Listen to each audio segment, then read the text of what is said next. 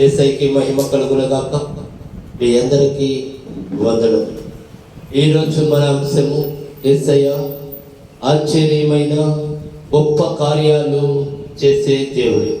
మన దేవుడు ఎంత గొప్ప కార్యాలు చేసే దేవుడు అంటే, మనం ఏమైతే అడుగుతామో, మనకి ఏమైతే కావాలో, ఆయన సన్నిధానంలో మొరపెట్టిన ప్రతి ఒక్కటి కూడా మనకి ఆయన ఇచ్చే దేవుడు అని మనం మనస్ఫూర్తిగా పరిపూర్ణ హృదయంతో నమ్మినట్లయితే మనకన్నీ కూడా యేసయ్య చేస్తానికి సిద్ధముగా ఉన్నాడు. ఎందుకంటే ఆయన సమస్తము సృష్టించిన దేవుడు, ఆయనే సృష్టికర్త అని మనం నమ్మాలి. అప్పుడే గొప్ప గొప్ప కార్యాలు అన్నీ కూడా మన సొంతం. ఎందుకంటే ఆయన మన తండ్రి కనుక, ఏ తండ్రి అయినా సరే తన బిడ్డల కోరికలను తీరుస్తాడు కనుక, ఆయనే మనందరికీ పరమ తండ్రి అయి ఉన్నాడు కనుక, మనం ఆయన సన్నిధానంలో అడగాలి పూర్ణ హృదయంతో. యేసయ్య మీరు తప్ప మాకు ఇంకెవరూ లేరు తండ్రి, నాయనా మమ్మల్ని ఆదరించేది మీరే, అయ్యా మమ్మల్ని ఆదుకునేది మీరే అని మనం ఎప్పుడైతే మనం ఆయన వైపు చూసి మనం ఆయనతో నడుస్తామో, ఆయన మార్గంలో మనం ఎప్పుడైతే ఉంటామో, మనకి ఏమైతే కోరుకున్నామో అవన్నీ కూడా ఆయన మాత్రమే ఇవ్వగలిగిన దేవుడు, ఇచ్చిన దేవుడు. మిగతా వారిని మనం ఎవరిని నమ్మినా, ఎవరిని వెంబడించినా అది ఎంతవరకు చేస్తారు, ఎంతవరకు చేయరు అనేది గ్యారెంటీ అయితే అసలు కూడదు. కానీ యేసయ్యని కనుక అడిగి ఆయన వైపే కనుక మనం చూసుకుంటే సమస్తము కూడా యేసు నామములో మనకి యేసయ్య ఇస్తానికి సిద్ధముగా ఉన్నాడు. మనము మొట్టమొదటిగా వాక్య భాగంలోకి వెళ్దాం. యోబు 37:5, 37వ అధ్యాయము 5వ వచనం. దేవుడు ఆశ్చర్యముగా ఉరుము ధ్వని చేయును, మనము గ్రహింపలేని గొప్ప కార్యములను ఆయన చేయును. ఒక్క నిమిషం.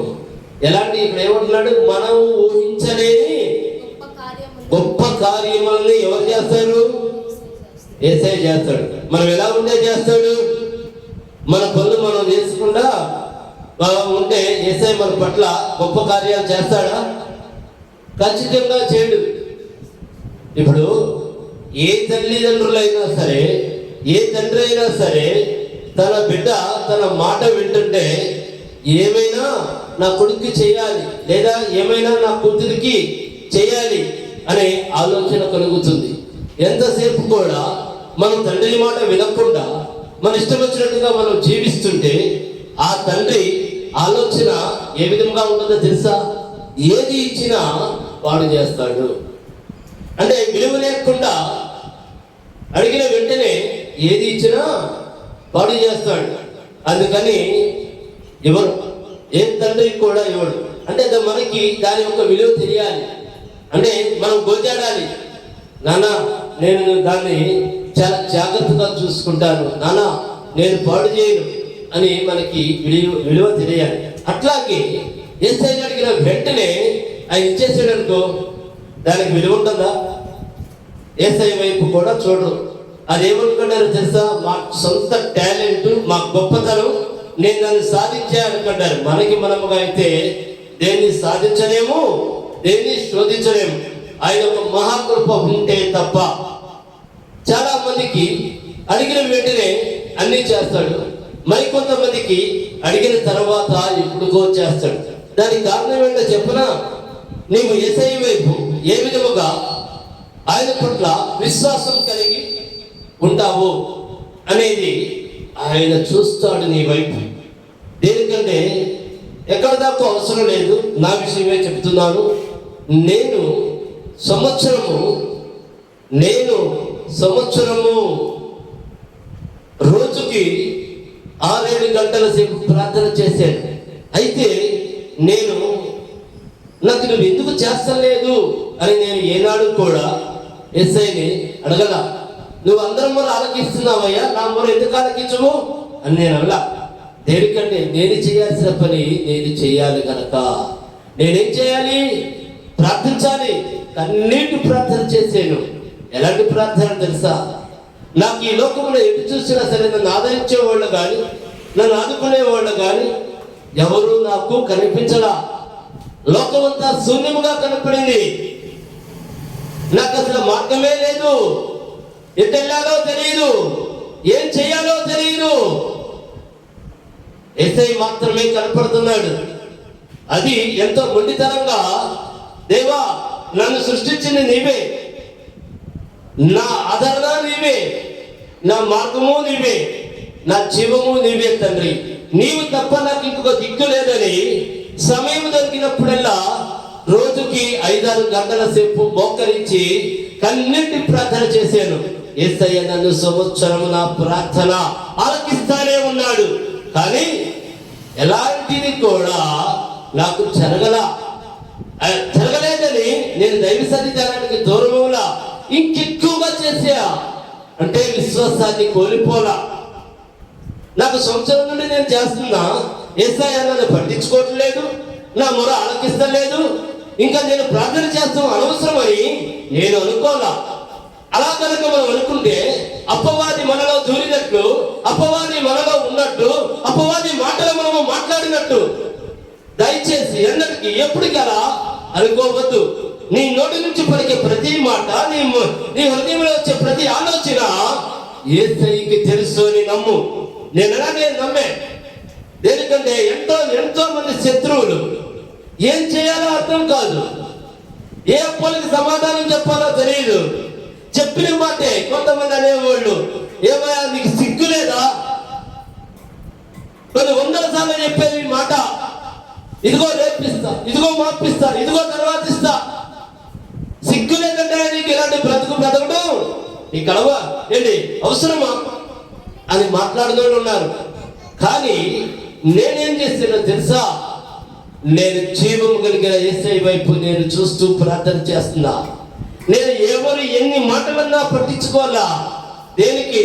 నా దేవుడు జీవము కలిగిన దేవుడు. నన్ను ఎవరు ఏమంటున్నారో నా దేవుడు విన్నాడు.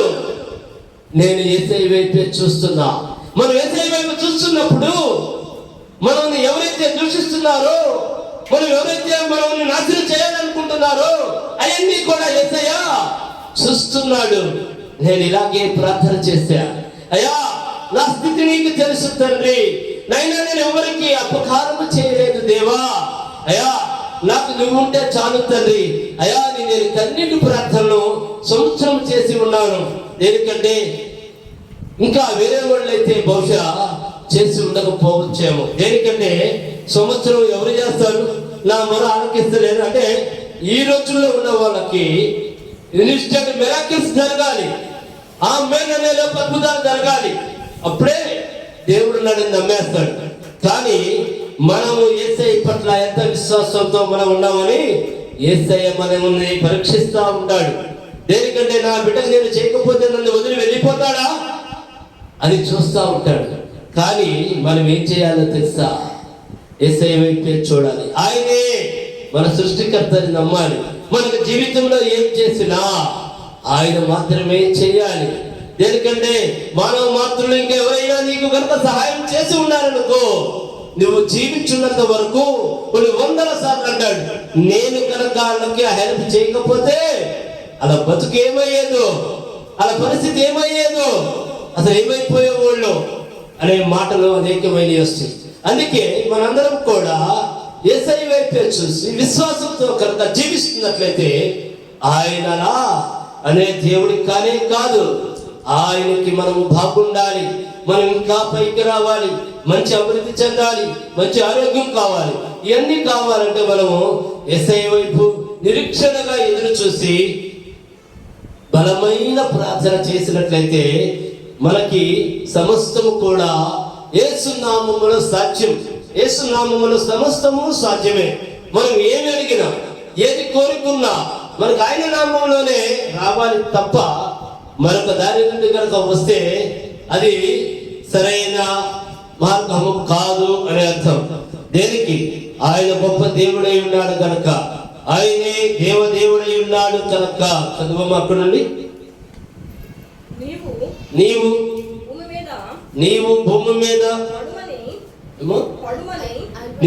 భూమి మీద పడమని హిమముతోను వర్షంతోను మహావర్షముతోను ఆయన ఆజ్ఞ ఇచ్చుచున్నాడు. మనుషులందరూ ఆయన సృష్టి కార్యమును తెలుసుకున్నట్లు ప్రతి మనుషుని చేతులు బిగించి ఆయన ముద్ర వేసి ఉన్నాడు. జంతువులు వాటి వాటి గృహలలో చొచ్చి వాటి వాటి బిలములలో నశించు. చాలా ఆయన ఒకే నిమిషం. ఆయన ఇవన్నీ ఎందుకు చెప్తున్నాడంటే నేనే సర్వ సృష్టికర్తని అని యేసయ్య చెప్పుచున్నాడు. అంటే దయచేసి ఎందుకు చెప్పాల్సి వచ్చిందంటే ఈ వాక్యమును, ఆయన సర్వ సృష్టికర్త, సమస్తమును కూడా నేనే సృష్టించాను అని దయచేసి ప్రతి ఒక్కరూ నమ్మండి. ఎవరు? యేసయ్య సమస్త సృష్టికర్త. సమస్తము కూడా ఎవరు సృష్టించారు? యేసయ్యే సృష్టించాడని మనం నమ్మాలి. ఎందుకంటే మనం ఎంతైతే నమ్ముతామో అన్ని అద్భుతమైన కార్యాలు, అన్ని ఆశ్చర్యమైన కార్యాలు మన జీవితంలో జరగటానికి సిద్ధముగా ఉన్నాయి. అంటే మనం ఒక ప్రార్థన ఎలా ఉండాలంటే ఒక మొండి ప్రార్థన లాగా ఉండాలి. యేసయ్యా నాకు నీవే తండ్రి అని మనం యేసయ్య వైపే చూడాలి. ఎందుకంటే ఆయన గొప్ప దేవుడని నమ్మండి. మరొక వాక్యానికి వెళ్దాం. నిర్గమ కాండము 14:21. 14వ అధ్యాయము 21వ వచనం. మోషే సముద్రము వైపు తన చేయి చాపగా యెహోవా ఆ రాత్రి అంతయు బలమైన తూర్పు గాలి చేత సముద్రమును తొలగించి దానిని ఆరిన నేలగా చేశారు. అంటే ఎంత అద్భుతమైన కార్యం. అక్కడ ఏం జరిగింది? మోషేకి చెప్పండి. మోషే అంటే సైన్యము అయా అని చెప్పేసరి మొత్తం కూడా యేసయ్య వైపు చూశాడు. ఎందుకు? మరొక పక్క ఏం జరుగుతుంది చెప్పండి. ఐగుప్తీయులు తరుముకొస్తున్నారు. మరణ గండము. ఇక ఏమీ లేదు. సముద్రం అడ్డొచ్చింది. ఆ సముద్రంలో మనం దాటగలుగుతామా చెప్పండి? దాటలేదు. సముద్రంలోకి వెళ్తే ఏమైపోతారు? ప్రతి ఒక్కరు కూడా మునిగిపోతారు, చనిపోతారు. అటు చూసినా మరణము, ఇటు చూసినా మరణము. ఏం చేశాడు మోషే చెప్పండి? యేసయ్య వైపు చూశాడు. యేసయ్య వైపు చూసి ఏం చేశాడు? దేవా నీవు మాత్రమే మమ్మల్ని రక్షించగలిగిన దేవుడివి. అయ్యా నీవు మాత్రమే మమ్మల్ని ఈ మరణ గడ్డము నుంచి తప్పించగలిగిన దేవుడివి. ఎటు చూసినా మరణమే కనపడుతుంది. ఎటు చూసినా సరే తప్పించుకునే అవకాశమే లేదు. తప్పించుకునే ఛాన్సే లేదు. ఉందా? ముందు చూస్తే నొయ్యి, వెనక చూస్తే గొయ్యి. అలా ఉన్నప్పుడు ఏం చేశాడు? బలమైన విశ్వాసంతో, అద్భుతమైన విశ్వాసంతో మాకు దిక్కు నీవే, నీవు తప్ప మాకు ఇంకా ఎవరూ లేరు, మేము మరణ పంచుల్లో ఉన్నాం, మమ్మల్ని ఆదరించేవారు లేరు. ఒక పక్క ఇంకో పక్క చూస్తే సైన్యముతో వస్తున్నారు, ముందు పక్క చూస్తే సముద్రం అంటుంది. ఏం చేయగలుగుతాం? ఏమీ చేయలేము. ప్రతి ఒక్కరికి పట్టుకునే మరణ భయం. కానీ యేసయ్య ఏం చేశాడు తెలుసా? ఆ మరణ భయాన్ని ముక్కలు చేసి తొలగించేసి సముద్రాన్ని 2 పాయలుగా చీల్చేసాడు. మనమంటే యేసయ్యకి అంత ప్రేమ. మనమంటే యేసయ్యకి ఎంతో ప్రేమ. నీ కోసం సముద్రాన్ని చీల్చిన దేవుడు నీకొచ్చిన కష్టాన్ని వెనక్కి పంపించలేడా? నీకొచ్చిన బాధని తీసివేయలేడా? నీకొచ్చిన వ్యాధిని తీసివేయలేడా? నీకున్న అప్పుల్ని తీసివేయలేడా? నీకున్న ప్రతి సమస్యని తొలివేయలేడా? చెప్పండి. ఎలాంటి శత్రువులైనా సరే ఆయన ఎదిరించలేడా? సమస్తము చేయగలిగిన దేవుడు. నువ్వు ఎందుకు విశ్వాసంలో ఎనక్కి తగ్గుతున్నావు అని అడుగుతున్నా. నువ్వు విశ్వాసంలో ఎనక్కి తగ్గద్దు. యేసయ్య వైపు చూడు. అద్భుతాలన్నీ కూడా మన సొంతం. ఎందుకంటే ఆయన గొప్ప దేవుడై ఉన్నాడు. నిన్ను బ్రతికిస్తానికే వచ్చిన దేవుడు, నిన్ను రక్షిస్తానికే వచ్చిన దేవుడు, నీ వ్యాధిని తీస్తానికి వచ్చిన దేవుడు, నీ అప్పులు తీరుస్తానికి వచ్చిన దేవుడు, నిన్ను రక్షిస్తానికి వచ్చిన దేవుడు, నీ శత్రువుని పారడానికి వచ్చిన దేవుడు, అన్ని విధాలుగా నిన్ను కాపాడటానికి వచ్చిన దేవుడు మన యేసయ్య. దయచేసి జ్ఞాపకం పెట్టుకో. ఏ సమస్యకి కుంగిపోకు, ఏ సమస్యకి భయపడకు. ఎందుకంటే ఆయన గొప్ప దేవుడు. సముద్రాన్ని సైతము చీల్చివేసి తన బిడ్డల్ని రక్షించుకున్న దేవుడు. ఎందుకంటే ఆయన గొప్ప దేవుడు. ఆయన్నే నమ్మమని యేసు నామములో చెప్పుచున్నాను. ఇంకా చదవమ్మా. నీళ్లు విభజింపబడగా ఇశ్రాయేలీలు సముద్రపు మధ్యలో ఆయన నేల మీద నడిచిపోయి. మరి దేవుడి బిడ్డలు నడిచలేరు. తర్వాత ఇక రాజు సైన్యం వచ్చింది. ఏ రాజు సైన్యం? ఏమో ఐగుప్తులకు రాజు సైన్యం ఏమయ్యారు చెప్పండి. దేవుడి బిడ్డలంతా సురక్షితముగా 6 నేల మీద నడుచుకుంటా వెళ్ళారు. కానీ ఐగుప్తుల సైన్యం ఏమయ్యారు? సముద్రము వారిని కప్పారు. ఏమయ్యారు? మరణించిపోయారు. వారు మహా అగాధమైన నీళ్లలో సీసము వలె మునిగిరి. మనం దేవుడి బిడ్డలం. యేసయ్య వైపు ఎవరైతే చూస్తారో నీ చుట్టూ కొండలాగా ఉన్న బాధైనా పిండైపోతుంది. నీ చుట్టూ సముద్రంలాగా ఉన్నదైనా కాయలైపోతుంది. ఆయనంత గొప్ప దేవుడు, ఆయనంత బలమైన దేవుడు, ఆయనంత మహిమ కలిగిన దేవుడై ఉన్నాడు.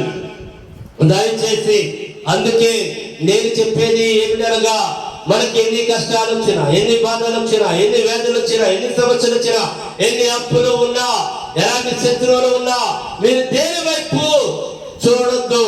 మోషే దేని వైపు చూడలా? సముద్రం వైపు చూడలా, శత్రువుల వైపు చూడలా. చూసింది ఎవరి వైపు? దేవదేవుడైనా యేసయ్య వైపు. నా దేవుడు జీవము కలిగిన దేవుడు, నా దేవుడు సృష్టికర్త, నా దేవుడు మమ్మల్ని బ్రతికించే దేవుడు అని చూశాడు. మీరు కూడా అలాగే చూడమని యేసు నామములో నేను చెప్పుచున్నాను. దేనికి బలహీనపడవద్దు, ఏ సమస్యకి బలహీనపడవద్దు. అసలు భయం అనేది మన దగ్గరికి రానివ్వద్దు. ఎందుకంటే మనం యేసయ్య సన్నిధానంలో ఉంటే భయానికే భయం పుడుతుంది కనుక.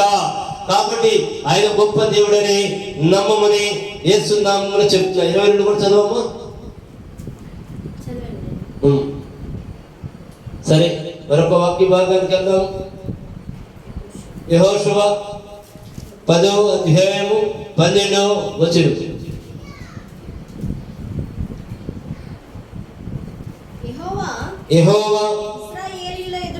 యెహోవా ఇశ్రాయేలీయుల ఎదుట అమోరీలను అప్పగించిన దినమున ఇశ్రాయేలీయులు నిలుచుండగా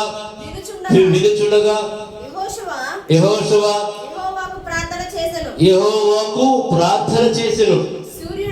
సూర్యుడా నువ్వు గిబియోనులో నిలువుము. చంద్రుడా నువ్వు అయ్యాలోని లోయలో నిలువుము. జనులు తన శత్రువుల మీద పగ తీర్చుకునే వరకు సూర్యుడు నిలుచును, చంద్రుడు ఆగెను. చాలమ్మా. ఇక్కడ ఏం జరుగుతుంది? ఎవరు ప్రార్థన చేశారు?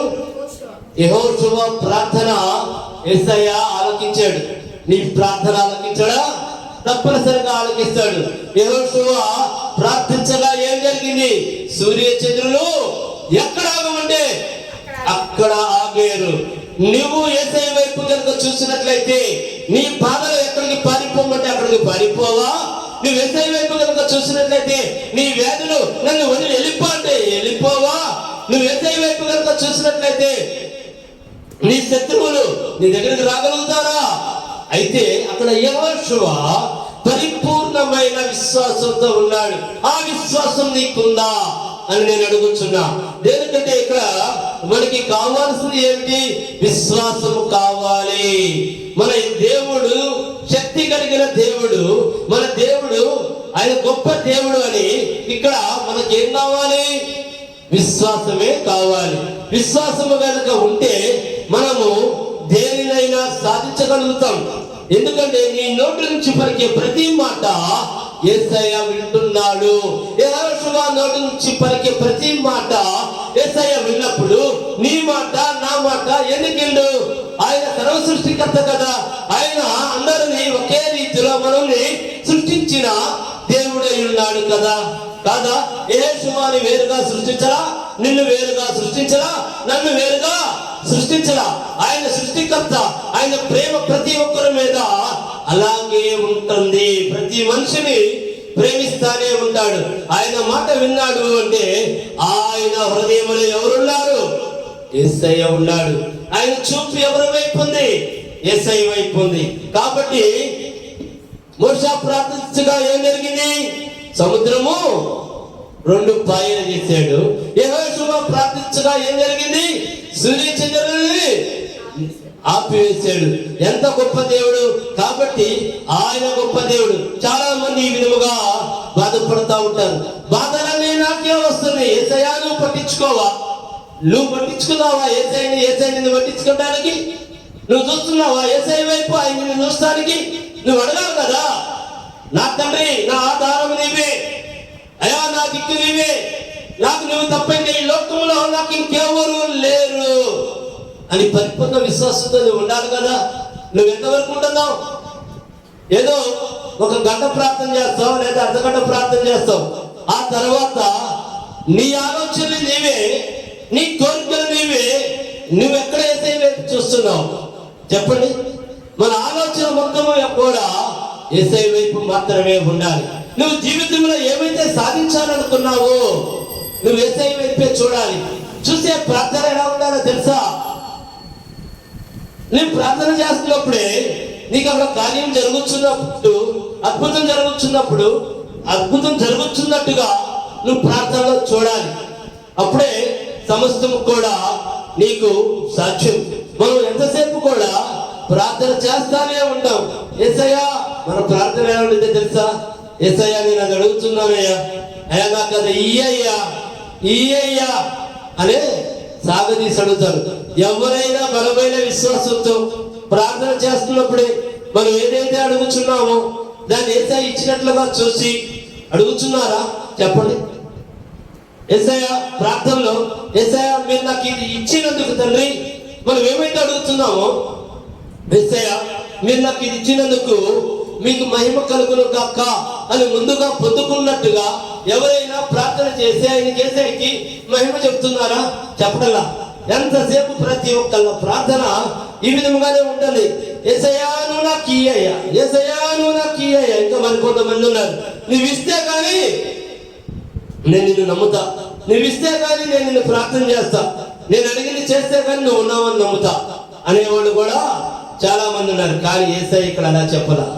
నువ్వు చూసి నమ్మిన దానికన్నా నువ్వు చూడక నమ్మింది మహాద్భుతం. దేనికంటే నా దేవుడు ఉన్నాడు, ఇకంతే ఉన్నాడు. నా నోట్లో మాట బయటకు వస్తే నా దేవుడు విన్నాడు, నా హృదయంలో ఆలోచన వస్తే నా దేవుడు చూచాడు. ఈ కంపల్సరిగా ఎవరైతే నమ్మి వీటిని పాటిస్తారో అక్కడ వాళ్ళు ఎవరైనా కావచ్చు, అద్భుతాలన్నీ కూడా యేసు నామములో వాళ్ళ సొంతమని నేను చెప్పుచున్నాను. మనం యేసయ్య మనల్ని అడిగింది ఒకటే, నువ్వు విశ్వాసంతో ఉండు, నేనున్నాను నమ్ము. ఈ రెండే, నీ పూర్ణ హృదయాన్ని నాకు ఇచ్చే. ఈ మూడు పనులు ఎంతమంది చేస్తున్నారు? మన పూర్ణ హృదయాన్ని ఎవరికి ఇస్తున్నాం? లోకానికి ఇస్తున్నాం, లోకాన్ని ప్రేమిస్తున్నాం. ఏమి కావాలో ఈ హృదయంలో మొత్తం కూడా కుప్పల కొద్ది పేర్చుకుంటున్నాం. ఇంక యేసయ్యకి స్థానం ఎక్కడిది? ఈ పూర్ణ హృదయం ఆయనకి ఇస్తానికి. కాబట్టి నీకు ఏ కార్యం కూడా జరగటల్లా. ఒక్కసారి ఇచ్చి చూడు. నీ హృదయంలో ఉన్న లోక కోరికలు మొత్తం ఖాళీ చేసి, యేసయ్యా నా హృదయంలోకి నేను ఆహ్వానిస్తున్నాను తండ్రి. అయా నా సమస్తము, నా సర్వము, నా జీవితము నీవే తండ్రి అని నువ్వు ఎప్పుడైతే ప్రార్థన చేస్తావో, ఎప్పుడైతే యేసయ్య నా మాట విన్నాడని నమ్ముతావో, అక్కడ ఎంతటి గొప్ప కార్యమైనా యేసయ్య నీ పట్ల చేస్తానికి సిద్ధముగా ఉన్నాడు. ఆయన గొప్ప దేవుడై ఉన్నాడు కనుక మనం యేసయ్య ఒకటే అడుగుచున్నాడు. ఏమడుగుతున్నాడు? నీ సంపాదనలో నాకు సగం భాగం అని అడగట్లా. నాయనా నీకెంత కావాలో నేను ఇస్తా, నన్ను నమ్ము. దేనికంటే నేను ఉన్న దేవుడిని. ఆయన మన మాట విన్న దేవుడు. యేసయ్య మన వైపు చూచుచున్న దేవుడై ఉన్నాడు. కాబట్టి ప్రతి ఒక్కరూ కూడా మన దేవుడు గొప్ప దేవుడని నమ్మమని అడుగుతున్నా. దేనికంటే యెహోషువకు చేసిన గొప్ప కార్యాలు నీ జీవితంలో కూడా చేస్తాడు. మోషే ఉన్న సైన్యము ఏ దిక్కు లేదు, ఎటు చూసినా మరణమే కనపడుతుంది. కానీ అద్భుతమైన ప్రార్థన చేశాడు. ఏం జరిగింది?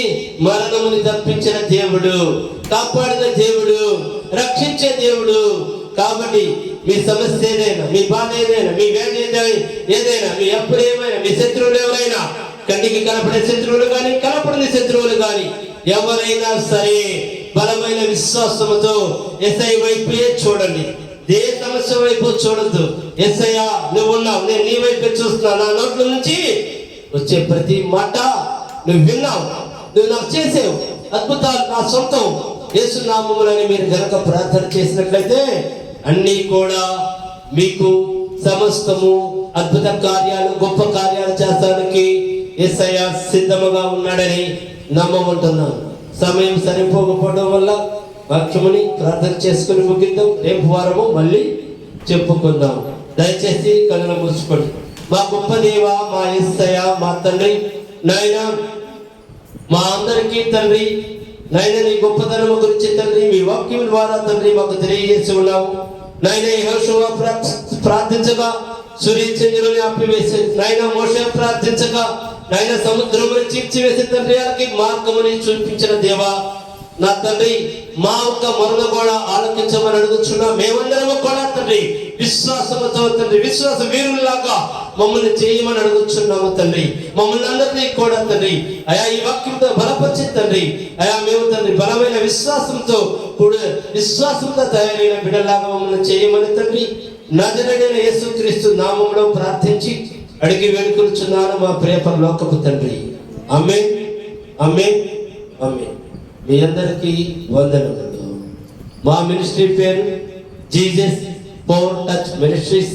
మా అడ్రస్ మదర్ తెరీసా వీధి, ఐతానగర్, తెనాలి, గుంటూరు జిల్లా. మా ఫోన్ నెంబర్ చెప్పుచున్నాను 9849844862. అందరికీ వందనములు.